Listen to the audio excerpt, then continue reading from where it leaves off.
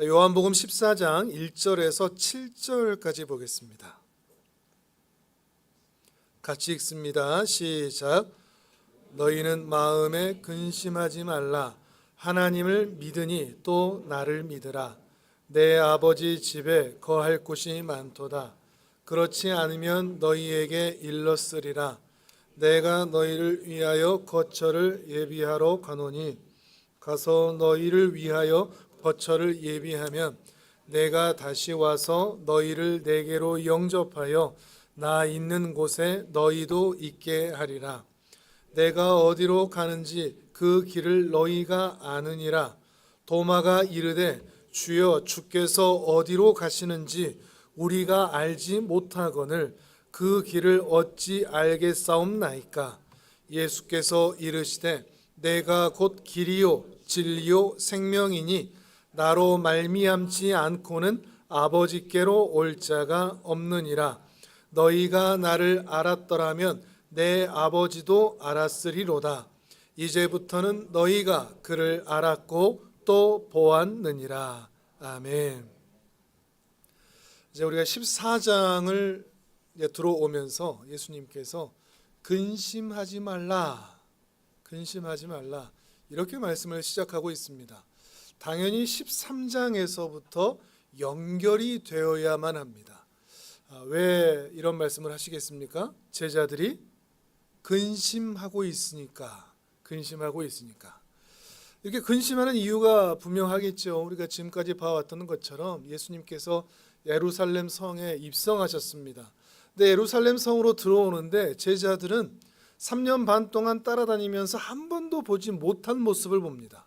그동안은 기적을 일으키시고 또 여러 가지 이적을 행하실 때에 사람들로부터 침묵을 요구하셨습니다. 사람들에게, 다른 사람들에게 알리지 말라 이런 말씀도 하셨습니다. 오히려 숨어 지내시는 것 같은, 사람들을 오히려 피하시는 것 같은 모습을 보이셨는데 예루살렘 입성하시고서는 사람들의 열광적인 환영에 예수님도 화답하신 것입니다. 기쁜 모습으로 들어오시는 이 모습을 보고 이제는 뭔가 달라졌구나, 이제는 때가 되었구나, 3년 반 동안의 고생이 이제는 끝나고 예수님을 통하여 하나님께서 약속하신 하나님의 나라가 이제는 이루어지겠구나.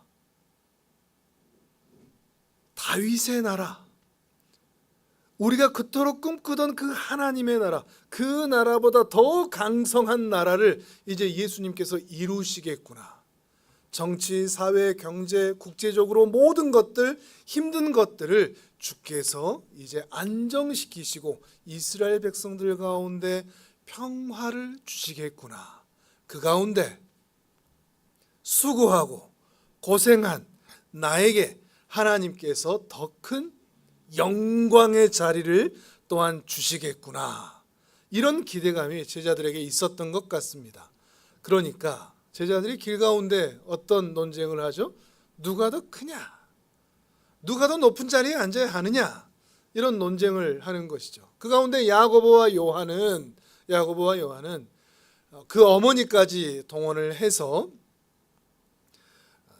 가장 높은 자리를 선점하고 싶은 그런 욕망을 드러내는 것이죠.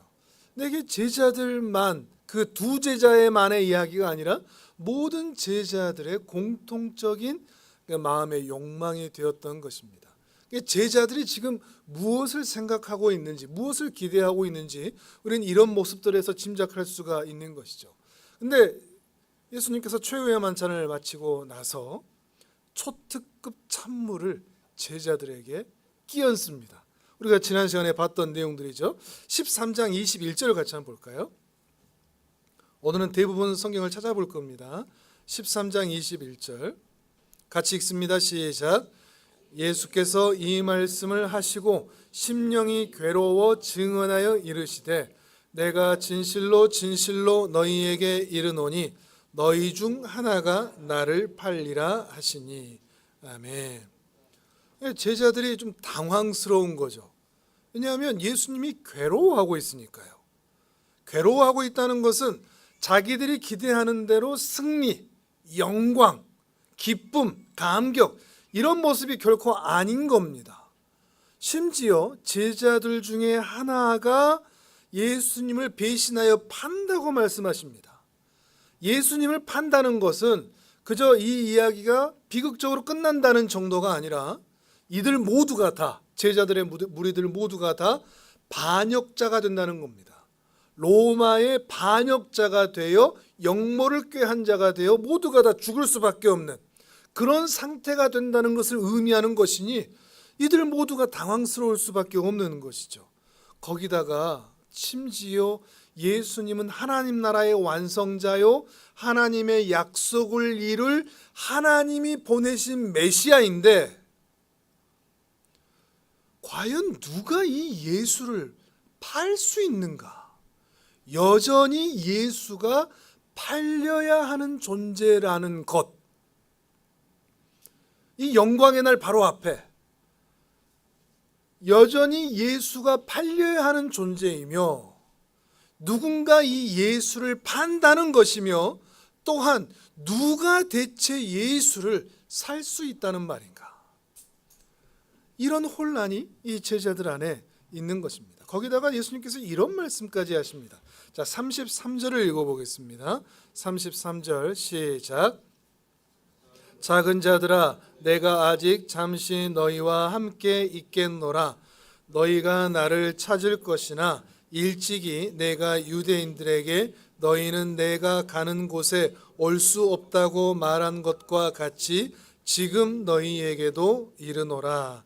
아멘. 너희가 나를 찾아도 너희가 나를 찾지 못할 것이다. 쉽게 말하면 이제는 우리가 헤어져야 할 시간, 이제 이별을 얘기하는 겁니다. 너희가 나 있는 곳에는 올 수가 없다. 지금은 올 수 없다. 헤어진다는 얘기를 하고 계십니다. 너무 기대와 소망에서 동떨어진 이야기를 하고 있으니까 혼란스러워하는 것이죠. 거기다가 수제자나 마찬가지인 베드로가 예수님을 어떻게 한다고 그러셨죠? 예수님을 부인할 거다. 언제 사람을 향해서, 타인을 향해서 부인하죠? 나 저 사람 몰라요 그러죠? 저 사람이 더 이상 자랑스럽지 않을 때, 내가 저 사람과 같은 편이라는 것이 오히려 부끄러울 때, 저 사람이 내 편인 것이 오히려 내게 이익이 전혀 되지 않고 손해만 될 때, 아, 나 저 사람 몰라요. 근데 예수님의 수제자나 마찬가지인 베드로가 나 예수님 몰라요 라고 말한다고 하니 더 기가 막히는 것입니다. 예수님께서 최후의 만찬을 행하시고 발까지 씻어주실 때만 해도 뭔가 들떠 있었는데 이제 그 모든 분위기는 완전히 가라앉았습니다. 그리고 제자들은 지금 어떤 상태라고요? 근심하는 상태라고요. 바로 이런 상태에 있는 제자들에게 오늘 본문 1절의 말씀을 하고 계시는 겁니다. 다시 한번 읽어보겠습니다. 1절 시작. 너희는 마음에 근심하지 말라. 하나님을 믿으니 또 나를 믿으라. 아멘. 오늘은 이 1절을 중심으로 볼 텐데 제자들은 왜 근심할까요? 우리가 앞에 제가 지금까지 말씀드렸던 여러 가지 근심의 상태들 말고 더 근본적으로 그렇게 근심하는 이유, 쌍심지가 모여진 이유, 예수님의 말씀이 하나도 기억 안 나는 이유 뭘까요? 왜 이들은 근심하죠? 간단하죠. 나 이러려고 지금까지 예수님 따라다닌 것 아닌데, 나 이러려고 지금까지 교회 다닌 것 아닌데, 나 지금까지 이러려고, 이런 대접 받으려고 예배드리고 봉사하고 헌신하고 하나님 섬긴 것 아닌데 내 삶이 왜 이렇게 흘러가나, 내 현실은 왜 이렇게 된다는 말인가? 신앙이란 대체 뭔가? 신앙이 내게 어떤 유익이 있단 말인가? 하나님을 믿는 것이 내 인생에 대체 무슨 보탬이 된다는 말인가? 내 현실은 이렇게 되고 있는데 또 될 텐데, 이런 근심이 이 안에 있기 때문이죠. 그러면 왜 이런 근심을 할까요? 지금까지 예수님 주변을 맴돌았지만 그리고 예수님 주변을 얼씬거리고 있지만 정작 예수님께서 지금까지 하신 말씀의 의미를 안다, 모른다? 모른다. 모를 수 있다, 없다? 있다. 모를 수 있다. 예수님 주변을 3년 반을 얼씬거리며 그 주변을 맴돌았는데 예수님의 의도를 전혀 헤아리지 못할 수 있다. 그래서 신자가 무엇인지, 하나님의 나라가 어떤 나라인지, 예수님께서 이 땅에 오셔서 이루려고 하시는 하나님의 나라가 어떤 나라인지를 전혀 이해하지 못한 상태로 예수님 주변을 맴돌고 있기 때문입니다. 그럴 수 있다 하는 것을 이 시자들이 보여주는 것이죠. 예나 지금이나 제자들이나 오늘날의 신자들이나 신앙이 무기력하고 근심하며 사는 이유가 여기에 있습니다. 예수님의 말씀을 믿음으로 태풍이 몰아쳐도 당당하게, 현실과 상황이 어떻게 굴러가든 초연하게, 초월하게 사는 신앙인이 아니라 근심하며 염려하며 걱정하며 잠 못 자며 한숨 쉬며 낙심하며 사는 이유가 바로 여기에 있다는 것입니다. 그러니까 우리는 열심히 예배드리지만, 봉사하지만, 말씀을 듣지만, 찬양하지만, 헌신하지만 실제 내 삶은 근심하는 사람이라는 겁니다. 인정하시겠습니까? 나는 근심하는 사람입니다. 믿지 못하는 사람이라는 겁니다. 그 주변을 그렇게 예수님 주변을 얼씬거리고 살아왔지만 말이죠. 오랜 세월 교회를 다니고 종교심도 있고 종교적 언어도 사용하고 종교적 지식도 많이 알고 종교적 행위도 하고 있지만 냉정하게 하나님이 어떤 분인지, 하나님의 말씀이 내 삶에, 내 심령에 반응되어 어떻게 나타나야 되는지에 대한 근본적인 고민, 그리고 해결, 그것에 대한 현실적인 초월, 이 자리까지는 가지 못하는 경우가 태반이더라 하는 것입니다. 이런 제자들에게, 그리고 이런 신자들에게 예수님께서 곧바로 답을 알려주십니다. 감사하죠. 근심하지 않는 자로 사는 비결, 방법이 무엇인가? 다시 한번 1절 읽겠습니다. 14장 1절 시작. 너희는 마음에 근심하지 말라. 하나님을 믿으니 또 나를 믿으라. 아멘. 바로 뒤에 뭘 말씀하시죠? 믿음을 말씀하시죠. 믿음. 근심하지 않고 현실을 이겨내는 것이 예수 그리스도를 믿는 믿음이니 너희는 너희의 현실에서, 기대와 다른 상황에서, 자식이 속을 썩이고 병이 낫지 않고 사업이 잘 되지 않고 내 미래가 여전히 불투명한 그런 현실에서 바로 하나님을 믿는, 그래서 하나님을 믿음으로 그 현실을 이겨내는 싸움을 해보라. 이 말씀인 것입니다.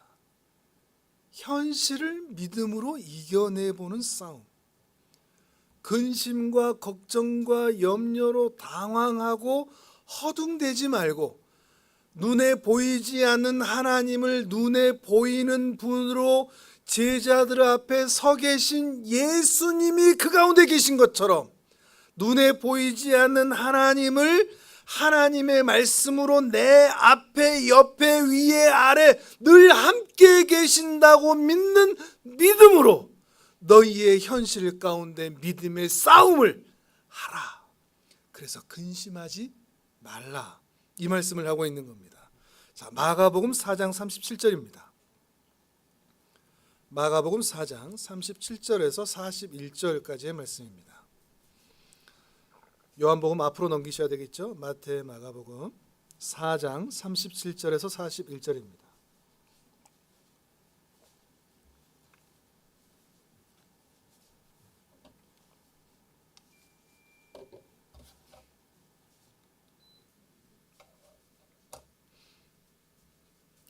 자, 같이 읽겠습니다. 시작. 큰 광풍이 일어나며 물결이 배에 부딪혀 들어와 배에 가득하게 되었더라. 예수께서는 고물에서 베개를 베고 주무시더니 제자들이 깨우며 이르되 선생님이여 우리가 죽게 된 것을 돌보지 아니하시나이까 하니 예수께서 깨어 바람을 꾸짖으시며 바다더러 이르시되 잠잠하라 고요하라 하시니 바람이 그치고 아주 잔잔하여지더라. 이에 제자들에게 이르시되 어찌하여 이렇게 무서워하느냐 너희가 어찌 믿음이 없느냐 하시니 그들이 심히 두려워하여 서로 말하되 그가 누구이기에 바람과 바다도 순종하는가 하였더라. 아멘. 제자들은 죽을 것 같은 공포를 느꼈죠. 불안함을 느꼈습니다. 그러나 예수님은 고문에 주무셨습니다. 폭풍에도 말이죠. 그리고 잠잠하라 고요하라 말씀하시니까 그 모든 것이 다 잠잠해졌죠. 그러면서 예수님께서 던지십니다. 너희는 왜 두려워하느냐 근심하느냐 그리고 믿음이 없느냐. 여기서도 마찬가지 현실과 믿음을 연결시키고 계십니다. 예수님은 왜 그 폭풍에도 주무실 수 있었을까요? 그 제자들은 왜 두려워했을까요?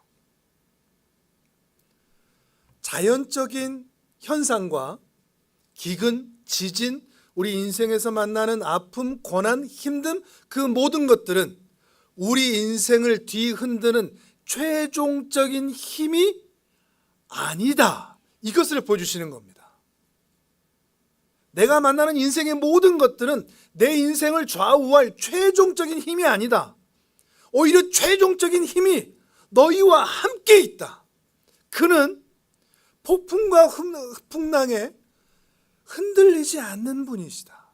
왜냐하면 그가 최종적인 권위의 대상이기 때문입니다. 그리고 그를 믿음으로 그 존재를 믿음으로 흔들리지 아니할 것을 근심하고 두려워하지 아니할 것을 요청하고 있는 것이죠. 다만 여기서 믿음은 내가 믿느냐가 아닙니다. 늘 말씀드리지만 내가 얼마나 주님을 확실하게 믿느냐. 믿음의 주체는 항상 내가 아닙니다. 나는 언제나 두려워할 수 있습니다. 근데 우리는 우리의 믿음의 주체는 대상에 있습니다. 누구를 믿느냐에 있습니다.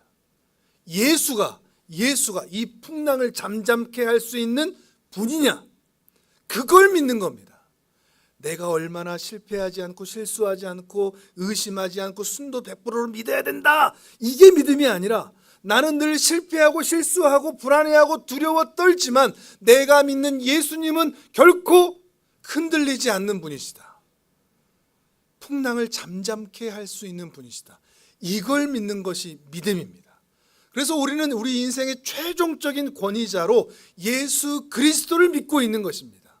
이 예수를 믿는 사람들을 신자라고 말하는 것이죠. 여러분은 신자이십니까? 지구의 자전과 공전이 어쩌다 우연히 일어나는 일이 아니라 특별한 손길에 의해서 이루어지고 있다고 믿고 있습니까? 밀물과 썰물이 그저 달과 지구의 중력 차이로 일어나는 것이 아니라 특별한 하나님의 섭리에 의해서 지금도 일어나고 있는 일이라고 여러분은 믿으십니까? 바람이 불고 눈이 내리고 비가 내리고 지진이 일어나고 하는 모든 것들 가운데 그 자연현상을 주관하시는 이가 하나님이라고 믿으십니까? 자연현상만 아니라 우주적 현상만 아니라 우리 인생에서 만나는 수많은 인생사들, 그 모든 것들 역시도 하나님의 섭리와 하나님의 계획과 하나님의 보존과 하나님의 통치와 하나님의 다스림 안에 있다고 믿으십니까? 그래서 그 하나님께서 이 힘든 인생을 반드시 선하게 이끌어 가실 것이라는 사실도 여러분은 믿고 있습니까? 죽어서 시체 썩는 냄새가 나는 나사로라고 할지라도 나사로야 나오너라 말씀하시면 나올 수밖에 없다는 사실을 믿으십니까? 그래서 그 하나님께서 우리와 동행하시기만 한다면 천지를 창조하실 때에 혼돈을 질서의 세계로, 흑암을 빛의 세계로, 공허를 충만의 세계로 만드신 그 하나님께서 내 인생에서도 개입하시고 관여하시고 보존하시고 통치하셔서 반드시 나를 선의 길로 인도해 가실 것이라고 성경대로 믿으십니까? 성경대로 정말 믿느냐? 이걸 정말로 믿는다면 우리는 이 세상에서 신자들이 무기력하게 살아갈 수가 없습니다. 그렇지 않습니까? 정말 이 하나님을 그 선하신 하나님으로 믿는다면 내 인생이 근심하며 걱정하며 한숨 쉬며 낙심하며 우울하며 울며 탄식하며 살 수가 없다는 말입니까? 없다는 말입니다. 근데 우리의 현실은 어떻다고요? 주여 주여 종교심도 있고 아름다운 찬양도 올리고 종교적 언어도 잘 구사하고 종교적 지식도 가지고 있고 종교적 행위도 하고 있지만 눈에 보이지 않는 하나님을 눈에 보이듯이 믿는 영적 감각은 현저히 떨어진다는 이야기입니다. 하나님과 교회 주변은 맴돌고 얼씬거리고 있지만 하나님과 연결되어 있지 않는 겁니다. 하나님과 연결된 끈이 끊어진 것처럼 사는 교회 안에 있는데 하나님과는 너무나 먼 분리된, 우리가 흔히 사용하는 말로 연합의 모습이 보이지가 않는 겁니다. 여러분, 하나님과 연결되어 있는 것 같습니까? 자신은 믿는다, 믿음이 있다라고 말하지만 믿음의 대상과는 분리되어 있을 수 있습니다. 너무 안타까운 말이지만 이게 엄연한 현실입니다. 우리 한국 기독교의 모습을 봐도, 수많은 목회자들의 모습을 봐도, 성도들의 모습을 봐도 그것을 확인할 때가 너무나 많아서 안타깝습니다. 교회는 다니는데 하나님과는 분리되어 있는 겁니다. 믿음의 세상과는 분리되어 있는 겁니다. 그런데도 자기는 믿고 있다, 그런 종교성 안에 있으니 나는 믿음이 있다라고 자신하고 있는 사람들을 많이 본다는 겁니다. 이것이 근심하는 사람들의 실상이라는 것이죠. 그러면 중요한 문제겠죠. 그럼 어떻게 하면 우리가 예수님과 이 끈이 끊어지지 않고 연결되어 있을 수 있을까? 분리되지 않을 수 있을까? 믿음으로 반응할 수 있을까? 성경에서는 이것을 너무나 독특하게도 또는 의외로 회개와 세례라는 것으로 연결시키고 있습니다. 대단한 믿음의 시작, 신앙의 시작점, 출발점은 항상 회개와 그로 인한 세례. 자, 우리 사도행전을 찾아보겠습니다. 사도행전 2장 37절에서 39절입니다.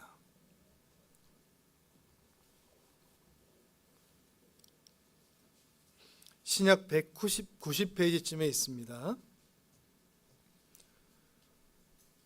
사도행전 2장 37절에서 38절 말씀.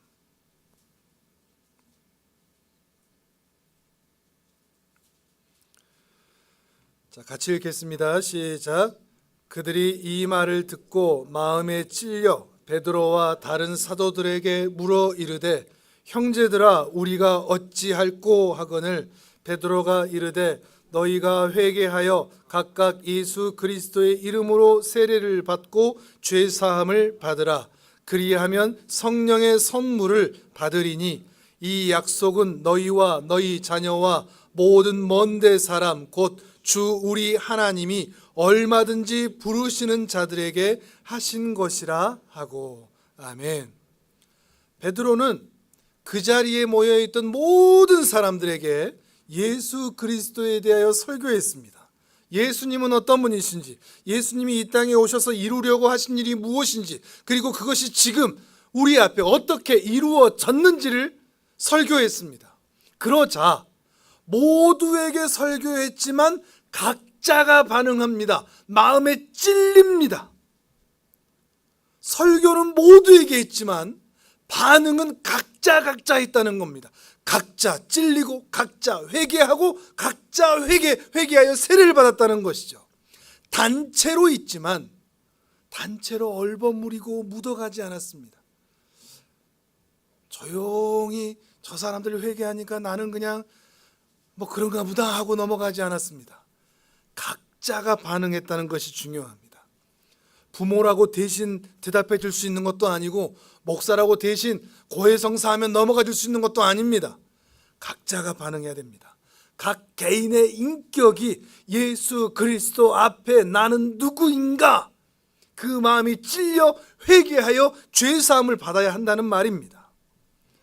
다만 이렇게 각자가 하나님의 말씀에 반응하여 회개한다는 것은 그저 후회나 반성을 한다, 또는 언어적 조합을 잘해서 멋있는 형식을 이룬다, 이런 것들이 아닙니다. 적극적으로 회개라는 것은 나를 치장하던 모든 것을, 가식과 외식을 다 벗어 던져버리고 하나님 앞에 죄인의 실상, 죄인의 민낯으로 서는 것을 말합니다. 출애굽기를 찾아보겠습니다. 출애굽기 33장입니다. 출애굽기 33장 1절에서 6절을 찾아보겠습니다. 구약 133페이지쯤에 있습니다. 출애굽기 33장 1절에서 6절까지.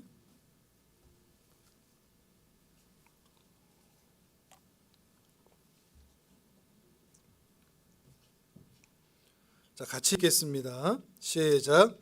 여호와께서 모세에게 이르시되 너는 내가 애굽 땅에서 인도하여 낸 백성과 함께 여기를 떠나서 내가 아브라함과 이삭과 야곱에게 맹세하여 내 자손에게 주기로 한 그 땅으로 올라가라. 내가 사자를 너보다 앞서 보내어 가나안 사람과 아모리 사람과 헷 사람과 브리스 사람과 히위 사람과 여부스 사람을 쫓아내고 너희를 젖과 꿀이 흐르는 땅에 이르게 하려니와 나는 너희와 함께 올라가지 아니하리니 너희는 목이 곧은 백성인즉 내가 길에서 너희를 진멸할까 염려함이니라 하시니, 백성이 이 준엄한 말씀을 듣고 슬퍼하여 한 사람도 자기의 몸을 단장하지 아니하니 여호와께서 모세에게 이르시기를 이스라엘 자손에게 이르라. 너희는 목이 곧은 백성인즉 내가 한순간이라도 너희 가운데 이르면 너희를 진멸하리니 너희는 장신구를 떼어내라. 그리하면 내가 너희에게 어떻게 할 것인지 정하겠노라 하셨음이라. 이스라엘 자손이 호렙산에서부터 그들의 장신구를 떼어내니라. 아멘. 지금 이게 어떤 상황이냐면, 이스라엘 백성들이 모세가 산에 올라가서 십계명을 받을 때 그 산 아래에서 금송아지 숭배를 한 그 사건 직후의 이야기입니다. 그리고 그 사건 이후에 하나님께서 모세를 통해서 이스라엘 백성들에게 말씀하시는 겁니다. 내가 너에게 약속했지, 가나안 땅에 들어가서 7족속 거기 있는 거 내가 주겠다. 대신 너희가 싸우지도 않고 그 땅을 다 차지할 수 있도록 7족속 내가 다 쫓아내 주겠다. 전쟁 안 치러도 된다는 말입니다. 얼마나 좋은 말입니까? 그리고 젖과 꿀이 흐르는 땅에서 너희는 영원히 행복하게 살아라. 그런데 난 너희와 같이 가지 못하겠다. 너희와 나의 인연의 끈은 여기까지다. 나는 너희와 그 끈을 끊겠다. 가라. 이렇게 말씀하시는 겁니다. 이 하나님의 준엄한 말씀을 듣고서 이스라엘 백성들이 슬퍼했다 그럽니다. 마음에 찔렸다는 말이겠죠. 그리고는 각 사람이 자기의 몸에 있던 모든 장신구들을 다 떼어납니다. 단장하지 않았다는 이야기입니다. 치장하지 않았다는 얘기입니다. 이 얘기는 매우 중요합니다. 사람은 자기를 치장하는 것을 좋아합니다. 단장하는 것을 좋아합니다. 세상이 우리에게 주겠다라고 하는 것이 다 무엇들이죠? 우리를 치장하는 것들이죠. 단장하는 것들입니다. 종교가 우리에게 주겠다고 하는 게 뭐죠? 너희를 단장시켜 주겠다는 겁니다. 성공해 주겠다, 잘 살게 해주겠다, 번영하게 해주겠다, 너희를 높은 자리에 올라가게 해주겠다, 너희를 단장하고 치장해라. 이게 종교의 특성이고 세상의 특징이죠. 그러나 우리 기독교의 특징은 그게 아닙니다. 우리를 단장하는 게 아닙니다. 치장하는 게 아닙니다. 오히려 그것들을 떼내는 겁니다. 그리고 하나님 앞에 서는 겁니다. 이게 기독교입니다. 내가 얼마나 잘 사냐, 행복하냐, 잘 풀리냐, 이 문제가 아니라 하나님 앞에 오히려 단장하던 모든 것들을 다 떼어내고 나의 죄인됨을, 무지함을, 무력함을 무능함을 인정하는 것입니다. 벌거벗은 채 서는 것이죠. 근데 기독교마저도 이런 종교적 특성에 사로잡혀서 예수 잘 믿으면, 기도 잘하면, 예배 잘 드리면 뭔가 하나님께서 특별하게 주시는 것처럼, 그렇게 잘해서 내가 뭔가 받은 것처럼 얘기하고 있다는 것은 너무 슬픈 이야기입니다. 기독교는 오로지 치장하고 얻고 행복한 삶이 아니라 내가 하나님 앞에서 어떻게 발견되느냐, 이것이 전부입니다. 그리고 무능한 우리들에게 하나님께서 은혜를 베풀어 주셔서 그 앞에 여전히 인연의 끈이 다 하나님이 나를 놓지 않으시는, 내가 아무리 반대편으로 달려가려고 할지라도 하나님께서 그 끈을 다시 붙잡아 주심으로 나로 하여금 다시 당신 앞에 서게 하는 이 은혜를 누리는 종교가 바로 기독교라는 사실입니다. 이것이 회개입니다. 그 하나님을 인정하는 것. 심지어 이 예수님마저도 공적 생애를 시작할 때 세례로부터, 죄인들이 받는 회개의 세례로부터 시작했다는 것을 우리는 너무 쉽게 놓치고는 합니다. 예수님은 공적 생애를 시작하실 때 세례 요한이 회개하라 천국이 가까웠다 이렇게 선포하자 그 앞에 나가셔서 죄인들이 받는 세례를 받으셨습니다. 마치 죄인인 것처럼, 회개하는 것처럼 자기가 그 모든 죄인들의 대표가 되어 죄인들의 동족이 되려고 세례를 받으셨다는 것입니다. 그런데 공적 생애 중에는 이 세례 이야기를 한 번도 안 꺼내십니다. 세례가 이렇게 중요한데 언제 세례를 꺼내시죠? 마태복음 28장을 찾아보겠습니다. 마태복음 28장 18절에서 20절입니다. 한 번도 말씀하지 않으셨다가 마태복음 28장 마지막에 승천하시는 장면에서 이 말씀을 제자들과 사람들에게 전하십니다. 마태복음 제일 끝 28장 18절에서 20절입니다. 같이 읽습니다. 시작. 예수께서 나와 말씀하여 이르시되 하늘과 땅의 모든 권세를 내게 주셨으니 그러므로 너희는 가서 모든 민족을 제자로 삼아 아버지와 아들과 성령의 이름으로 세례를 베풀고 내가 너희에게 분부한 모든 것을 가르쳐 지키게 하라. 볼지어다 내가 세상 끝날까지 너희와 항상 함께 있으리라 하시니라. 아멘. 자, 왜 세례를 받으라고 하실까요? 아무 말씀 없으셨다가 왜 세례를 받으라고 하실까요? 제자 되는 관문일까요? 회개하기 위한 어떤 도구일까요? 아닙니다. 예수님과 연결되기 위한 방법으로서 세례입니다. 매우 중요합니다. 왜 그렇죠? 예수님이 세례를 받으셔서 죄인과 같이 되신 것처럼 이제 예수 그리스도께서 죄와 사망을 이기고 부활하셨으니 우리도 예수님처럼 세례를 받아서 예수님과 같이 되도록 하기 위함입니다. 우리는 죄인임을 인정하는 요한의 물세례로 끝날 자들이 아닙니다. 난 물세례 받았어 그러니까 끝이 아니라 이제는 우리는 세례 요한의 이름으로 세례를 받지 않고 부활하신 예수 그리스도의 이름으로 세례를 받습니다. 왜죠? 더 이상 죄와 사망에 머물지 않고 부활하신 예수 그리스도와 같아졌기 때문입니다.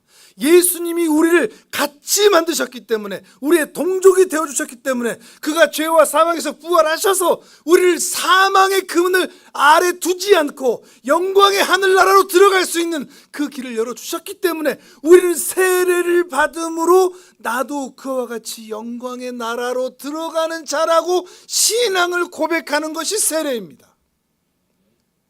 그러니 물 세례로 끝나지 않고 성령 세례를 받는 거죠. 물과 불로, 물과 성령으로 거듭난다 하는 말씀이 바로 이 말씀이 되는 것입니다. 요한의 세례로 끝나지 않고 성령으로 세례를 받는 것, 어떤 방언이나 은사를 받는 것을 말하는 것이 아닙니다. 예수 그리스도와 이제 연결이 되었다는 겁니다. 세상을 밟고 살아가지만 이 세상의 문제로 인하여 근심하는 자로 살아가는 자가 아니라 예수 그리스도를 믿는 믿음으로 부활의 영광을 가지고 살아가는 자로 전혀 달라진 신분으로 사는 것이죠. 달라졌습니다. 다시 처음으로 돌아와서. 그런데 왜 우리는 근심하고 있습니까? 이 달라진 신분이 우리에게 이미 주어졌는데, 이 자격이 왜 우리에게 이미 주어졌는데, 이 세상에서 치장하고 단장하고 성공하고 잘 살고 잘 풀리고 하는 것이 전부인 것처럼, 실제 우리가 하나님의 은혜를 나눌 때 무엇을 나누죠? 대부분 간증하는 것들이 뭐죠? 이 땅에서 받는 것들입니다. 치장하는 것들, 단장하는 것들. 내가 병에 걸렸는데 나았어. 내 상황이 좋아졌어. 자식들이 속을 안 썩여. 좋은 학교 들어갔어. 좋은 직장 들어갔어. 집 평수를 늘렸어. 좋은 차를 내가 샀어. 예수님 믿었더니 이렇게 잘 살게 되었지 뭐야. 대부분 우리의 간증이 이겁니다. 땅의 것들이죠.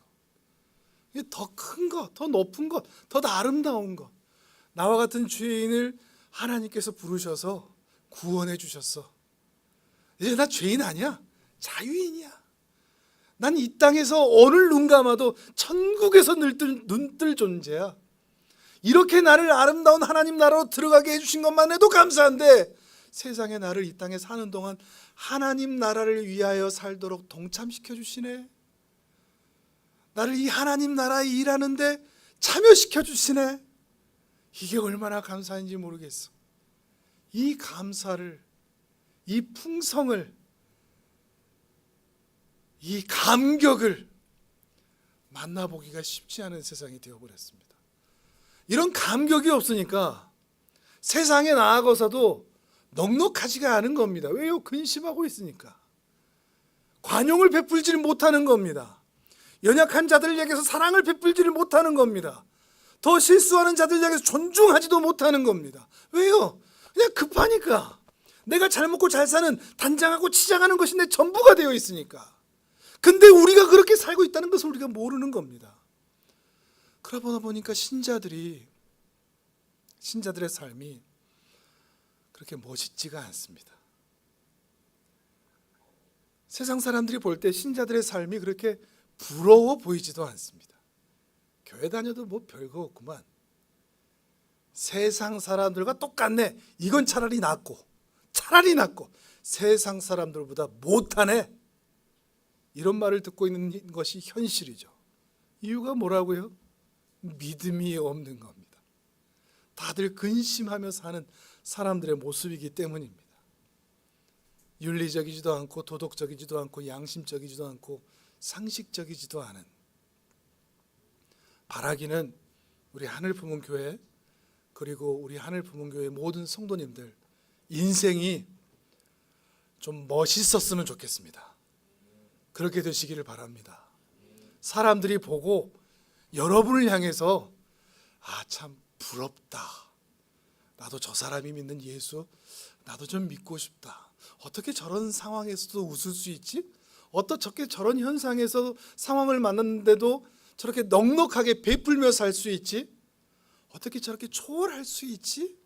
왜 이 땅을 사는 다른 사람들 같이 살지 않고 저렇게 넉넉하고 존중하며 사랑을 베풀고 자비를 베풀 수 있지? 그렇게 사는 것은 하나님과 예수님과 연결되어 있는 것입니다.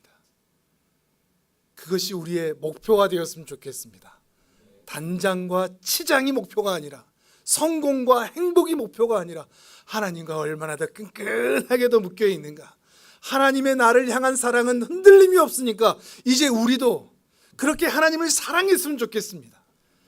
가늘디 가는, 우리도 잡기 힘든 그 낚시끈 같은 그런 투명한 끈이 신앙의 끈이 아니라 단단한 동아줄 같은 팽팽한 긴장력이 있는 그런 믿음으로 세상 사람들이 보기에 부러워할 수 있는 아름답고 멋진 신앙인들 되시기를 주님의 이름으로 축복합니다.